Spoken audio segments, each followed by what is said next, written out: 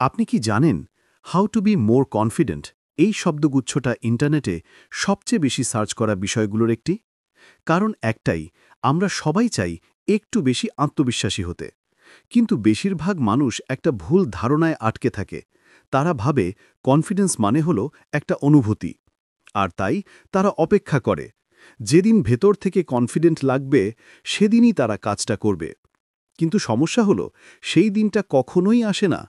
আত্মবিশ্বাস আসলে কোনো জাদুকরী অনুভূতি নয়, আর এটা জন্মগতও নয়। এটা একটা দক্ষতা যা সময়ের সঙ্গে তৈরি হয়, ধীরে ধীরে, কাজের মাধ্যমে।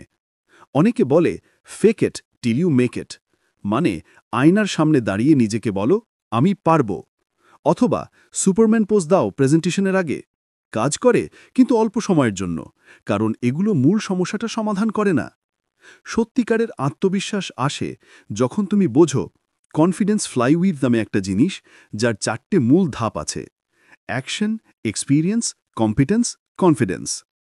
সবকিছুর শুরু অ্যাকশন থেকে। আমরা সাধারণত ভাবি যে আত্মবিশ্বাস আসুক, তারপর কাজ করব।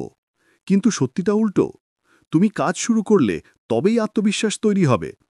এমনকি ছোট ছোট কাজও, যেমন মিটিংয়ে নিজের মতো বলা, অচেনা কাউকে হ্যালো বলা, এগুলোই আপনার ভেতরের চাকা ঘোরানো শুরু করে। অ্যাকশন থেকে আসে অভিজ্ঞতা। অভিজ্ঞতা মানে মাঠে নামা, শুধু দেখে শেখা না। আপনি যতবার চেষ্টা করবেন ততবার পরিচিত হবে সেই ভয় বা অজানার সঙ্গে।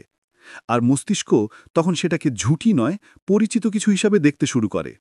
যখন আপনি বারবার কিছু করেন, আপনি তাতে ধীরে ধীরে ভালো হতে শুরু করেন। এই দক্ষতা বা কম্পিটেন্স বাড়তে বাড়তে তৈরি করে আত্মবিশ্বাসের ভিত। এখন যখন আপনি জানেন আপনি পারেন, তখন বিশ্বাস বাড়ে। আপনি আরও বড় পদক্ষেপ নিতে সাহস পান। আর এই আত্মবিশ্বাসই আবার নতুন অ্যাকশনকে জন্ম দেয়। চাকা ঘুরতে থাকে, শক্ত হতে থাকে। তাই অপেক্ষা করবেন না কনফিডেন্ট লাগার জন্য।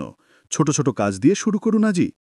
প্রতিবার আপনি কাজ করলে চাকা ঘুরবে, আর যতবার চাকা ঘুরবে আপনি ততটাই আত্মবিশ্বাসী হয়ে উঠবেন।